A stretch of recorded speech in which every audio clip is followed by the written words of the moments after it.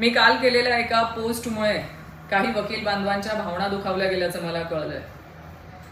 काल वैष्णवी हगवणेंच्या केस संदर्भामध्ये काही वक्तव्य मी मीडियाच्या माध्यमातून बघितले की पतीने पत्नीच्या कानाखाली 4 लगावल्यात तर तो हिंसाचार असू शकत नाही. माझं महाराष्ट्रातल्या तमाम माता भगिनींना आणि वकील बांधवांना देखील प्रश्न आहे की आपण ह्या केलेल्या वक्तव्याचं समर्थन करू शकाल का? आपल्याला हे वक्तव्य पटतंय का?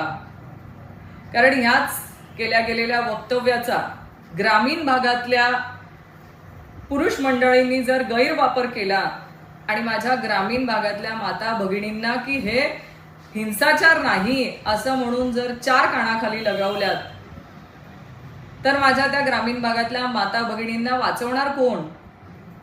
त्यांना रोज या हिंसाचारातून सामोरं जावं लागेल, त्यांना हा हिंसाचार सहन करावा लागेल. म्हणजे नम्रपणे विनंती आहे सगळ्या वकील बांधवांना की आपण ह्या वक्तव्याशी सहमत आहात का? आणि जर सहमत असाल तर मी सगळ्यांची माफी मागायला तयार आहे.